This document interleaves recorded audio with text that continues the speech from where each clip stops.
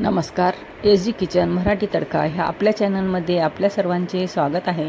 मैत्रिणींनो, आज आपण कारल्याची भाजी पाहणार आहोत. ती पण बिलकुल आपण ह्यामध्ये गोड वापरणार नाहीत. काहीच साखर, गूळ किंवा दुसरे कोणतेही गोड वापरणार नाहीत. आणि शुगरच्या पेशंटसाठी तर एकदम अशी ही वरदान अशी ही रेसिपी आहे. तर चला मग आपण रेसिपीला सुरुवात करूया. इथे कढई तापत ठेवलेली आहे. ह्यामध्ये 2 चमचे ऑइल टाकून घेतलेला आहे आणि त्यामध्येच 1 चमचा जिरे टाकलेले आहे.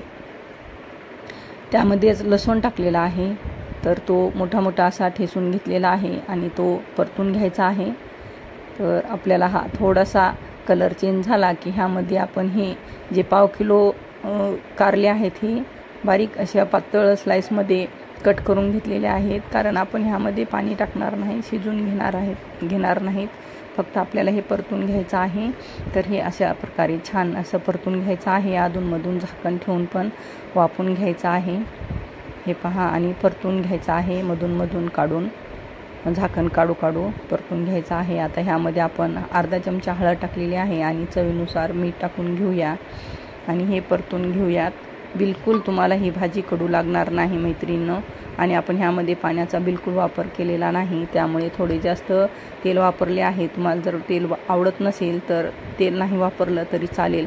ह्यामध्ये 2 मोठे टोमॅटो चिरून घेऊन टाकलेले आहेत. बारीक असे चिरून घ्यायचे आहेत आणि ते आपल्याला इथे टाकून घ्यायचे आहेत. आणि ही कोथिंबीर पण मी ते टाकून घेतलेली आहे आणि परतून घ्यायचं आहे. हे पहा, मस्त असे मऊ झालेले आहेत हे कारले.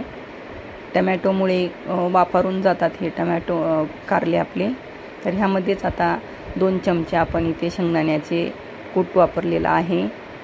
तुम्ही तिळाचे कूट पण वापरू शकतात किंवा खोबऱ्याचं कूट पण वापरू शकतात.